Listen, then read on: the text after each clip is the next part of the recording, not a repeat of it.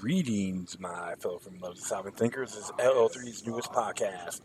My name is Craig, transmitting from the beautiful swampy mangroves of South Florida, and today's date is Monday, February 13th, 2017. Ooh, yeah. A few things are happening. And actually, today's Henry Rollins' birthday. If I'm correct, he turned 56. So happy birthday there, brother. I hope things will be going well with your beautiful holiday, I would say, right? Yeah, so just kicking back. I'm at CJ's Java Lounge, located at 400 Southwest First Avenue, Suite 1, along the beautiful New River of Fort Lauderdale, Florida. Like I said before, where Club Squeeze to be, right along with Andrews Avenue Bridge. So it's got to take a little curve and check it out. Pretty cool little place.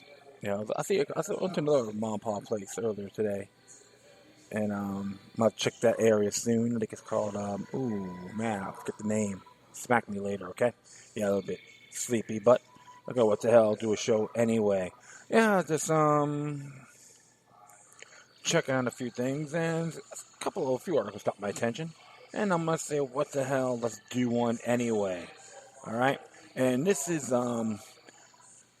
came from motherboard.vice.com, and it's mainly talking about the predictive policing. All right, which is a long hold on here. Shoot. Yeah, predictive policing is coming to Canada's capital, which is Ottawa. This is written by Nathan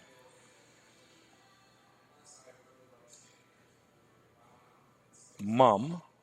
All right, yeah, it's written by Nathan Munn, and interesting article here. And it has been talking about this for a good period of time. And as it reads, officers now have access to social media posts and other information directly in patrol car computers. Activist says it could discourage legitimate protests. Police in Canada's capital city of Ottawa are being supported by a so-called virtual backup team that provides frontline officers with unprecedented amounts of information as a race to service calls. The unit, known as the Ottawa Police Strategic Center, or OPSOC, has been active since October 2016, but civil liberty advocates are raising concerns about the project, pointing out that it monitors protesters on social media and is developing predictive policing capabilities based on crime data that could contain hidden biases. Sounds similar to that happened that they try to pursue in Los Angeles, California, the United States. All right, continue on here. Depending on the nature of a call, the OPSOC quickly assembles data from police databases and online sources to provide situational awareness to officers as they arrive on scene. This includes details about previous calls to an address, suspect photos, floor plans of public buildings, and social media chatter, sending information in the near real time to the computer in police patrol cars. Beyond providing support for police operations, the OPSOC also monitors the social media activity of protesters during demonstrations.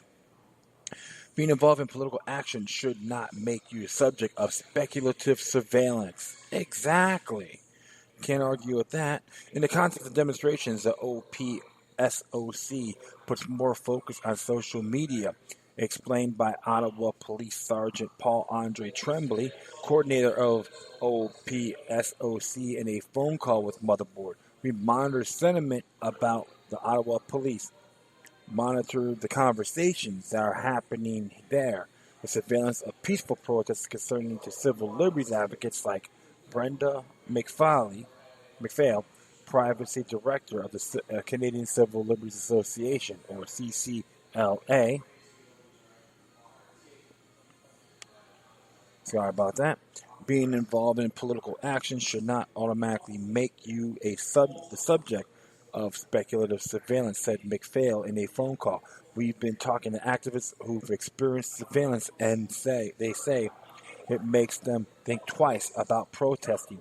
Tremblay explained that in addition to assisting police during operations, officers and analysts in the center score social media to identify people in Ottawa who may be suicidal if they decide that a person is at risk of harming themselves, and at least based on the social media activity.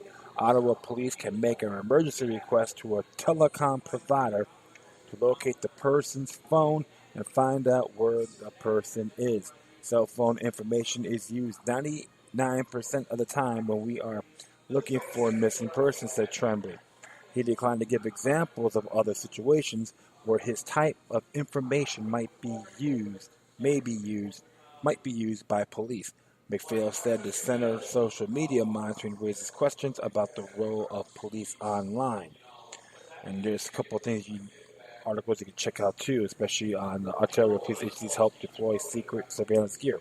When people post on social media, they often have an illusion that they are controlling who sees that post, said McPhail. As a society, we need to start thinking about what are the appropriate uses of social media information to provide clear rules for police and clear information for the public. Because Ottawa is both Canada's capital and the stone's throw across the river from Quebec, multiple police and security agencies share jurisdiction in the city, including the provincial police forces for Ontario and Quebec and the Royal Canadian Mounted Police. The OPSOC was created to coordinate these agencies under the Fusion Center model, used by police in the U.S. and other Canadian cities. Yeah, could we say North American Union? Mm-hmm. As part of this mandate, the OPSOC acts as a point of contact for various police agencies, public institutions, and private companies during protests, Tremblay confirmed. I'm absolutely not concerned with the influence this information might have on officers. Tremblay noted that the OPSOC works with Operation Intersect, a program funded by part of the Canadian Security Science Program to facilitate information sharing between uh, law enforcement, government, and security agencies in Ottawa.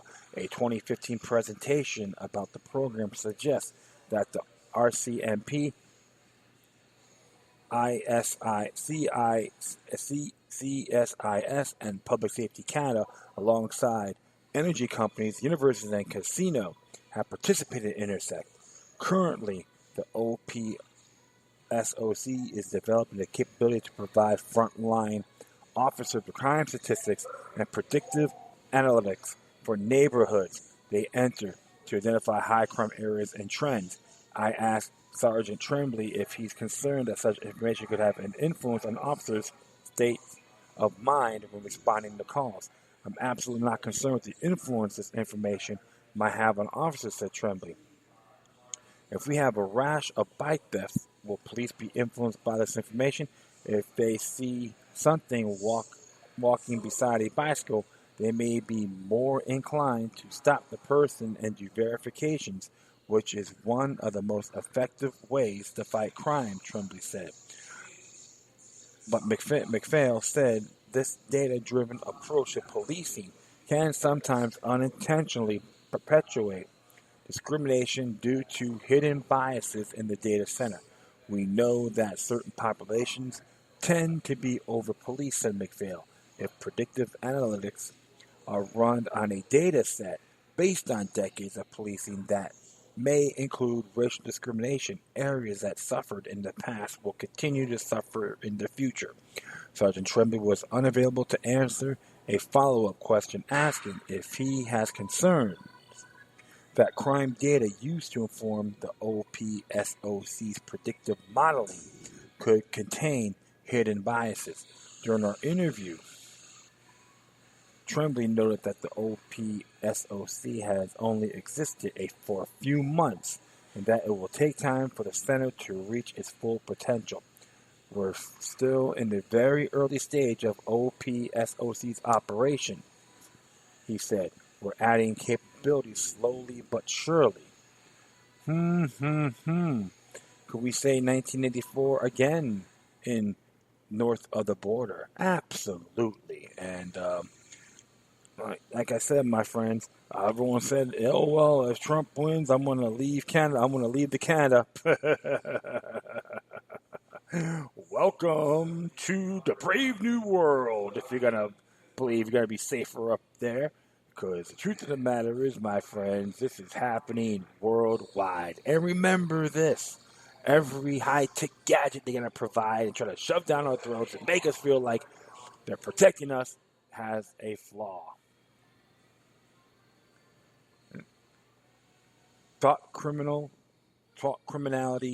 101. Criminology. Thought criminology 101.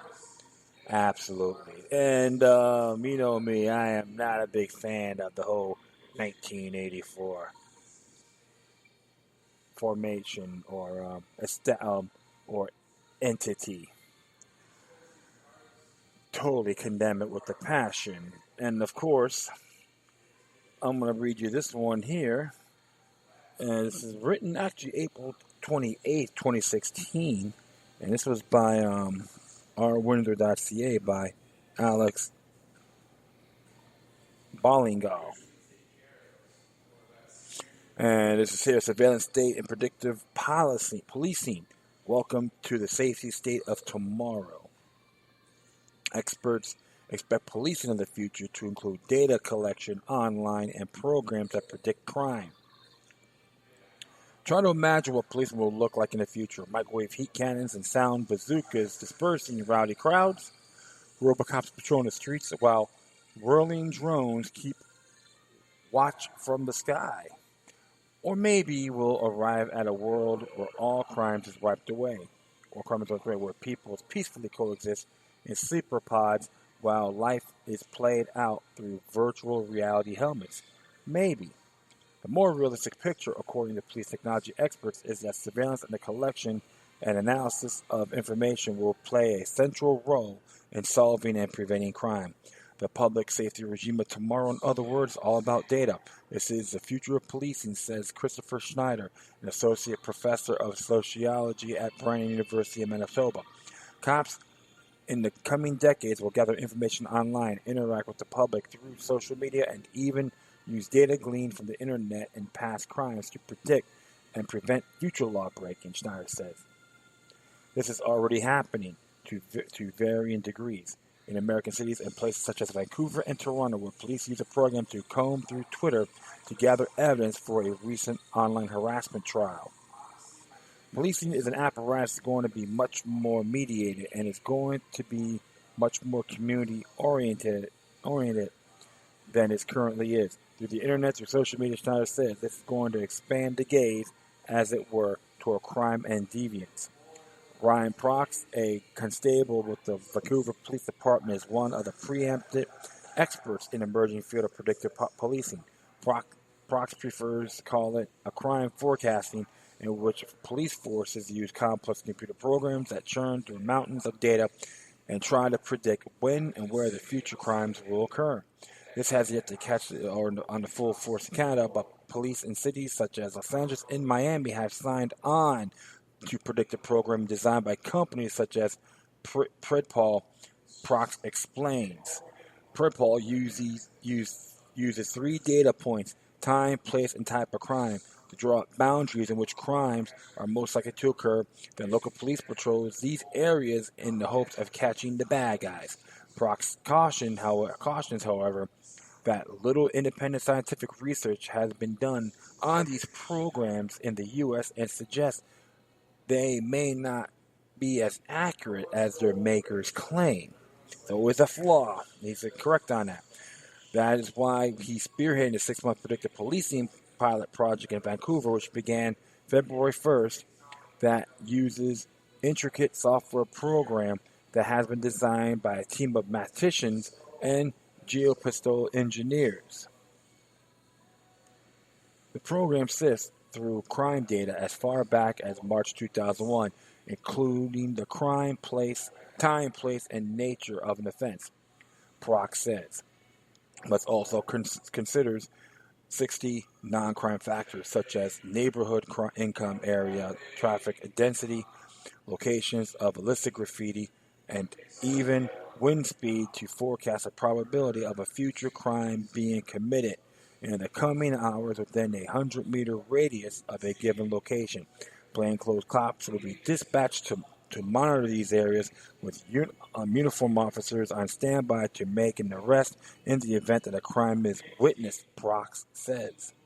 Tests have already shown a 50 to 60 to 70% accuracy rate for some property crimes such as breaks and enters, which are the easiest to predict because they are high frequency and often involve repeat offenders.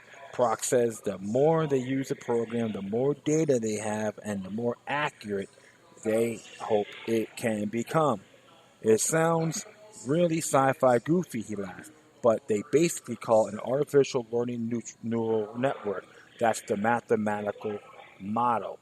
The end game of such programs, Proc says, is maximum police efficiency in an era of ballooning police budgets, now more than $1 billion a year in Toronto, for example. That could be a welcome prospect. But critics point to controversial information gathering programs such as carding in Toronto, which may argue disproportionately targets visible minorities. To rely on such practices to fuel computer software programs that dictate how cops are deployed could entrench existing police biases, Snyder says. Are we going then to be criminalizing certain people, certain segments of the population? Who are the police going to be looking at, he asked.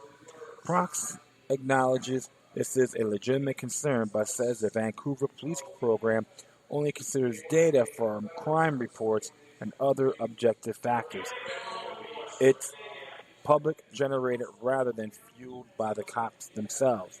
Others have brought forward concerns about how predictive policing will affect individual rights. Brenda McPhail, director of the Canadian Civil Liberties Association Privacy, Technology, and Surveillance Project, says the main worry is that the type of data currently used to forecast crime will expand to include more personal information, social media posts, online purchase histories, travel bookings, or location data from public Wi-Fi use. This could not only invade individual privacy, it could erode the presumption of innocence, McPhail adds, citing courts' decisions in Canada and the U.S. that have suggested it is disproportionate to comb through data of many individuals to find a single criminal. The concern is that it is in the edge of a wedge, she says. Before any such programs are implemented, we as a society need to compare with the benefits with the cost, particularly the cost to our rights and civil liberties. We need to consider the risks. Such worries go beyond crime forecasting programs. Some point to privacy issues in the face of intensifying means of surveillance, such as extensive camera networks that are used by police in Fresno, California, where police can monitor live feeds through the community through their real-time crime center. David Loy, a Queen's University sociologist and the head of the school's Surveillance Studies Center, has argued that people's lives are being watched to the point that it already makes sense to label many Western countries surveillance societies. Loyan is a co-author of a 2014 book on the subject in which he and his colleagues argue we're at a historic turning point for the expansion of surveillance measures, developments with obvious consequences for privacy and state power. Much of this can be viewed as part of a social shift toward a so-called safety state, where more and more government policies and police actions are justified through fear of danger, says Charles Robb, a political science professor at the University of Edinburgh. As long as there are some plausible reasons to think we live in an exceptionally dangerous time, such as terrorist attacks in big cities, there will be public fears and demands for more security and safety, says Robb. Other values such as equality, fairness, and exercise of rights and liberties are constrained by the imperative to make everything safe and secure. This is inevitable, Rob said, but with terrorism and climate change dominating the media and politicians routinely emphasizing this danger and their quest for votes, safety will continue to be top social priority, and that probably means police of tomorrow will find ways to use our data and train cameras on us in efforts to keep us safe. So that is interesting because when you look at that, my friend, it's conditioning to say, trust the police, trust the government, we will protect you. Absolutely acidine, far as I'm concerned, and say that respectfully. The people in Canada have their natural born rights, like everyone else in the world, including Los Angeles and Miami, are part of the so-called predictive policing, which is a monument, as far as I'm concerned, a pretty damn monumental deception, respectfully speaking. When will folks gonna learn that this can blow back in their faces? When you examine past history about trying to make everyone safe, and government takes advantage of everyone's privacies and right to seize tools to defend themselves and their families. Here's how far can it go? Everything's done by steps. Was you gonna add more papers, more papers, please programs? That's how I see this. Even when you focus on your new social media sites, utilize it wisely. This time, there's too many folks out there trying to put their whole personal life on there, and that is treacherous.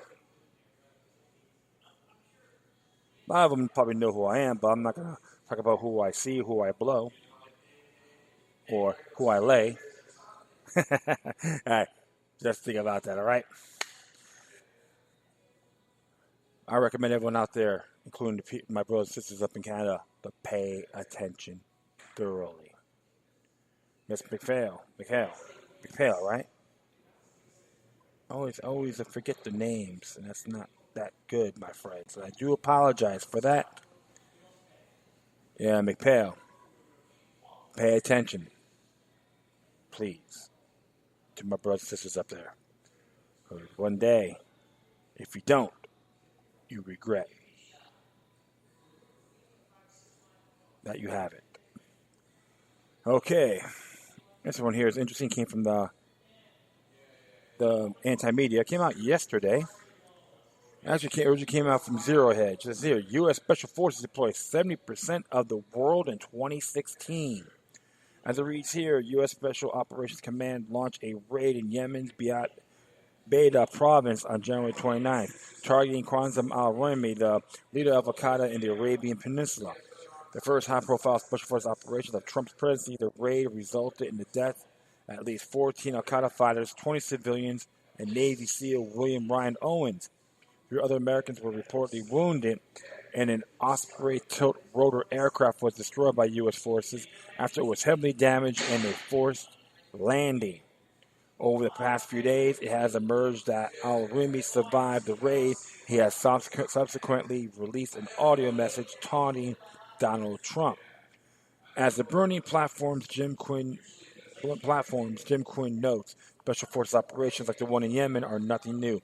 American elite troops have found themselves on the front lines constantly since 9/11, conducting operations everywhere from the dusty black alleys of North Africa to the snow-capped mountains of Afghanistan.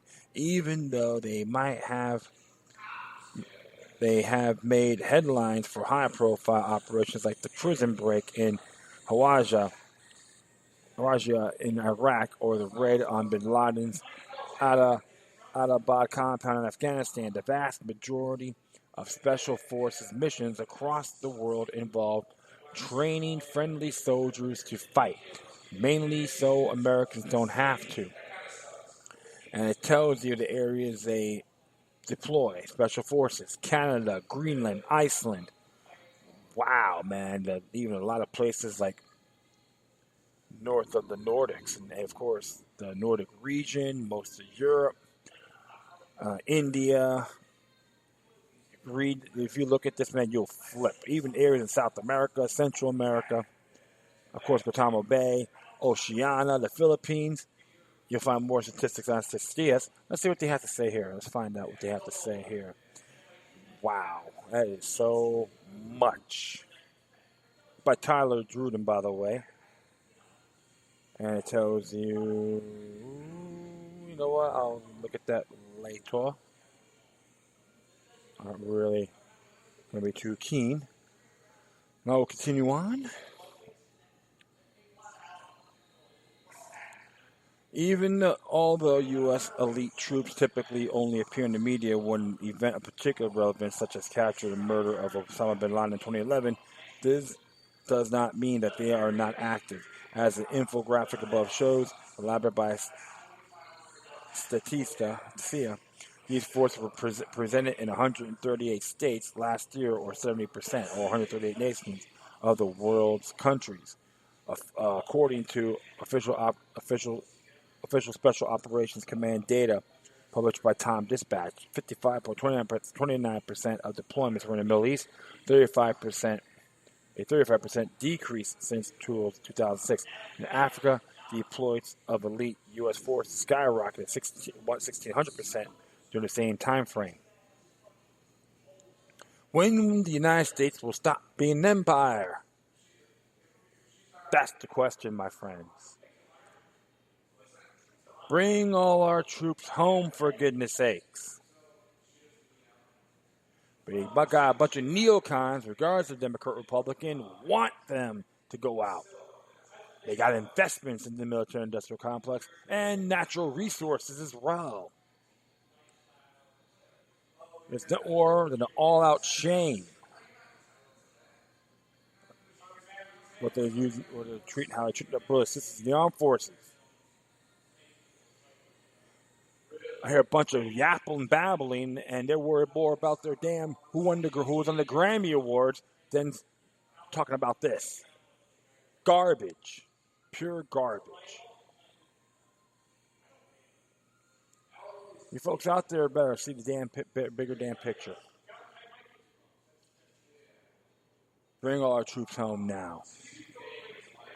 That's all I have to say. Tired of imperialist propaganda. Yeah, this one I checked out from Op-Ed News, but actually came from Gothamist.com. And some controversy that happened and came out today, if I'm correct. Yeah, earlier today. And it says here, right-wing skinheads attack grad students at Lower East Side bar over anti-fascist cell phone sticker. The dive bar on Exit Street in the Lower East Side is from Yelp, called a Clockwork. Beat down outside Clockwork, a dive bar on Exit Street in the Lower East Side. As it says here, a crew of right-wing skinheads allegedly attacked two brothers at a bar on the Lower East Side early on Saturday morning over an anti-fascist sticker of one of the men's cell phone cases. The toughs reportedly zeroed in on the two men, Columbia University graduate students, as they exited Clockwork on Essex Street at around 12:30 a.m. after one of the skinheads noticed a sticker on one of the phones for the group NYC Antifa, the loosely network of activists who monitor far-right and neo-Nazi activity and occasionally rumble with those they deem fascist. One of the guys sees my brother's phone, grabs it, and starts screaming, "I know what the fuck that means. I know what the fuck that sticker is. You need to get the fuck out of here," one of the victims told New York Post. He throws the phone on the ground, and they just started jumping us right in front of the bar. Police told the tabloid that 6 or 7 goons, some wielding brass knuckles, took part in the beatdown, all wearing matching vests with patches that read 211 Crew. The brother tried to run away, but the skinheads caught up to them on Hester Street and wailed on them some more, an NYPD official told the police. One of the skins pulled out a knife and tried to slash one of the victims before the group finally took off, according to the Post's anonymous victim. Officers in an unmarked car spot the bloodied brothers on the sidewalk as they tried to call 911, and the victims pointed out one of their alleged attackers standing nearby. Police confirmed to the witness. Police arrested John Young, 29, of Washington, D.C., and charged him with assault, menacing, criminal mischief, and weapon possession. Young has not yet been arraigned. Both men were reportedly hospitalized and required staples to closed head wounds they suffered in the attack. The 211 crew, 211 Boot Boys, are a New York City area skinhead group. Rather than explicitly espousing Nazi or white supremacist ideology, bands that perform as part of the crew's oi punk scene couch their rhetoric and the lyrics in ultra-nationalism and Islamophobia, meaning white skinheads make common cause with minorities would espouse ethno-nationalism, while also sometimes associating with outright neo-Nazis. Members organized the annual Oi Fest in New York, which last year was forced to move venues after one night due to an outrage about its content. Video of the event showed attendees openly making Nazi salutes despite what appeared to be organizer Dennis DeVellis pre-show exhortations of the fast to tone down the Nazi stuff. And there's a site here about United Riot Records and the Andrew Coolis Legal Fund. It was arrested last month on weapons charges. On Saturday night, right-wing skinhead bands performed in Brooklyn to raise money for the legal defense of Andrew Kuklis, a 41-year-old man from Patrico, who was arrested in Suffolk County after police allegedly found him in the possession of 3 handguns, an AR-15, and a dagger, as well as some marijuana. A recent post on the website develops United Riot Records seeks funds for our good friend Andrew, whose page says having legal issues. United Riot Records did not immediately respond to an email seeking comment. The New York 211 crew does not seem to be affiliated with the white supremacist prison gang by the same name. Founded in the Colorado prison in the mid-1990s, the gang now has a presence in the streets and in several states. A mistakenly paroled member, Evan Ebel, killed Colorado prison chief Tom Clements in 2013, then fled to Texas, where he died in a shootout with the police. Ebel's car investigators found pipe bombs, bomb-making materials, directions to Clements' home, and a hit list with the names and addresses of other Colorado officials. In an interview with the skinhead zine Backstreet Battalion, United Records founder Dennis Riot said 2011 crew started in 1999 just as a group of skins, psych, who don't give a fuck and hated commie scum like Rash, Red, and anarchist skinheads. A left-wing skinhead group. They're psych members in the most of the old bands from New York City. In 2009, Department of Homeland Security studied on right-wing extremism written with the FBI concluded that lone wolves and small terrorist cells embracing violent right-wing extremist ideology are the most dangerous domestic terrorism threat in the United States. The agency retracted the report after outcry from Republicans. And I've seen that booklet too, and there's a link for that so you can folks see it for yourselves. Reuters reported earlier this month that the Trump administration wants to overhaul a federal program to aiming to counter violent ideologies to focus exclusively on Islamist extremism, renaming the Countering Violent Extremism Program Countering Radical Islamic Extremism. There's an update on 2:40 p.m. Clockwork sent a statement saying, "Our hearts go out to the victims and the owners. Pray for and that the owners pray for a speedy recovery." The statement continues, "We would also like to state clearly that Clockwork Bar does not endorse, sympathize, nor invite the views and beliefs of neo-Nazi supremacist hate groups. These groups and their views are not welcome in our establishment. They have never been nor will be invited or allowed in our bar. We apologize for what happened and are taking steps to prevent future instances, as well as working with the NYPD to increase awareness and security for our patrons. Furthermore, as a fundamental to Clockwork Bar and its ownership and staff that we are not a neo-Nazi, white supremacist, or any hate group association establishment. Clockwork is about music, friendship, and good times. Anything else is hereby prohibited. Well, one thing about for sure, this is happening everywhere. And people, I know folks from Antifa, I made some chats with them. You know, the network, like, chit chat with a few people from Antifa. And they had their pros and cons, the movement had their pros and cons like everybody else. And I say that respectfully. It's like everyone else. I don't really condemn. I don't condone these actions, regardless. And I gotta say one thing, because someday some of these guys may be in the wrong area, and they may get taken out or backfire, not just by their rivalries, but their surroundings. So hopefully, those individuals that want to beat up on folks better be aware what can happen to them. And I'm not wishing them any ill, but the thing can backfire on them when least expected. And if you could dish it out, if people are going to prevent your criminal activity and do things legitimately to protect their neighborhoods, you better dish it out. You better learn to receive. If not, just drop off the face of the earth, regardless who they are. That's called criminals. That's the only language a lot of you folks with that mindset understand. What goes around, comes around, goes around. All right. Okay, one more thing here, my friends. This came from Rob Lever a few days ago on Yahoo.com. Says here how algorithms secretly run the world. It's from the AFP, some French newspaper.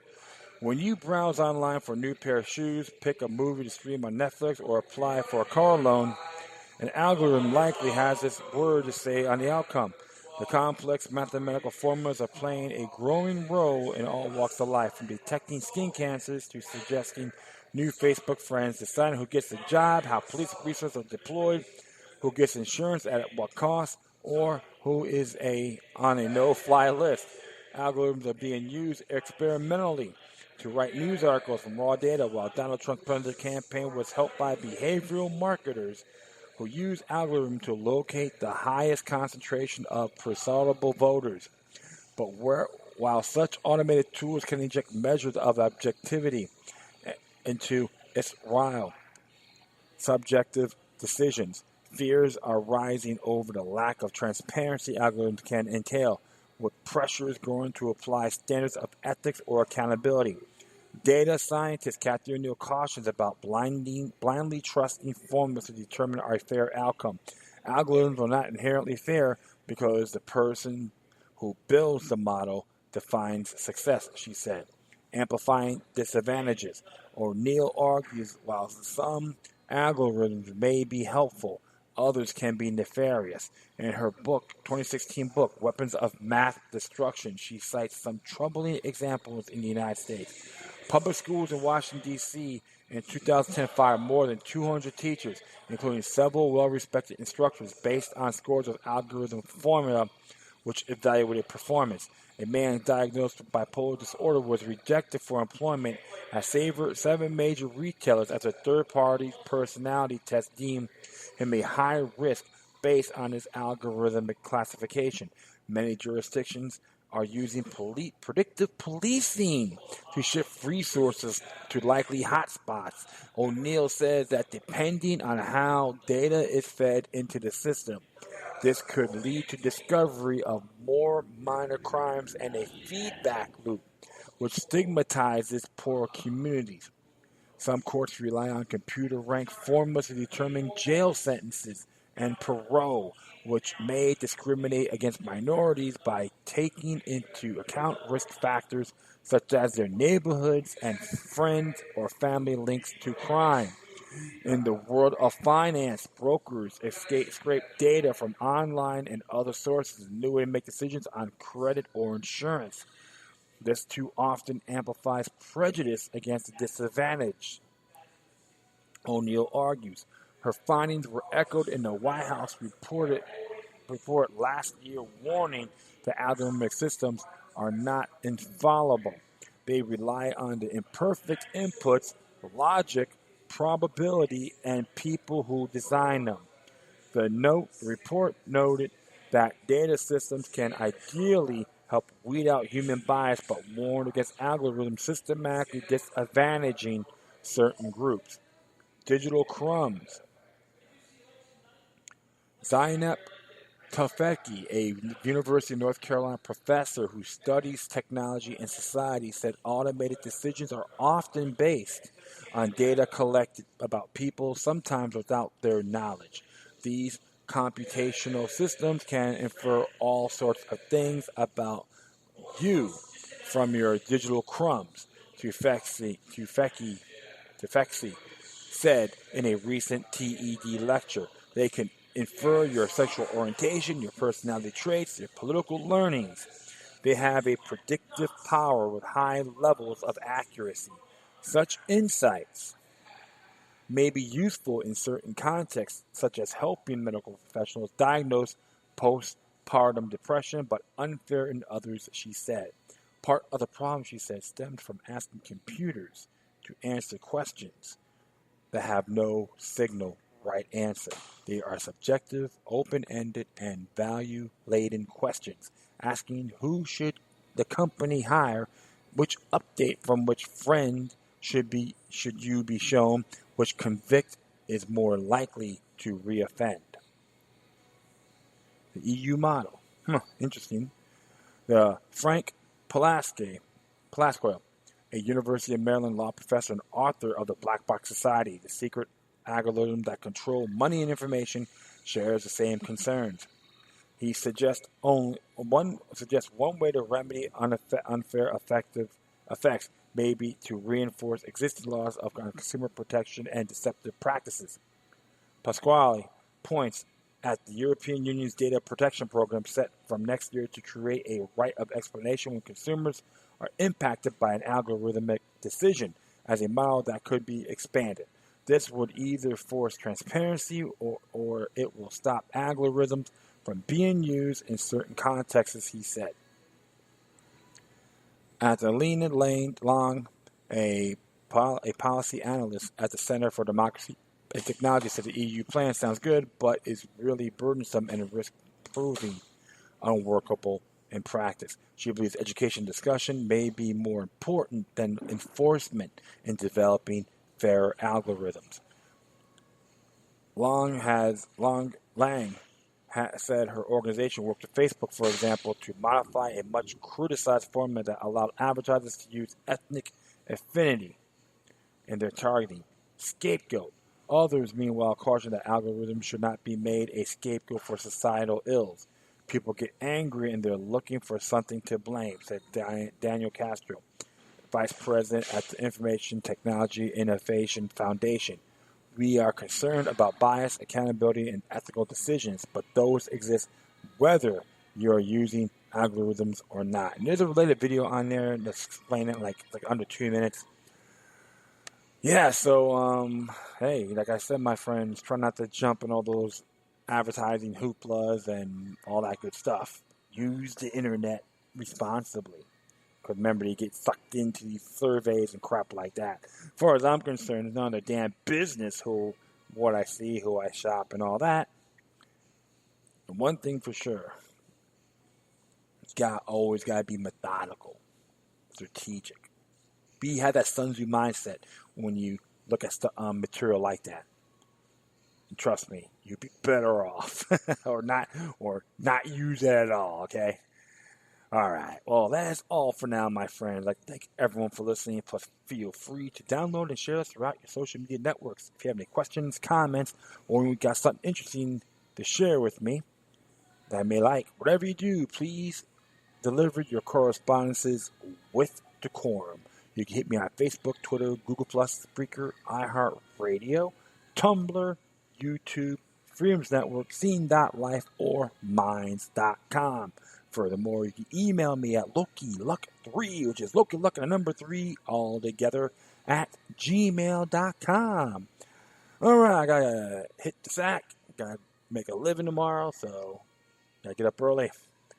Okay, my friends, once again, thank you for your time. Plus, always remember that demoniac resistance is healthy for the soul and can liberate humanity. Until next time, take care of yourselves, keep on spreading love, and may your guardian spirits be with you.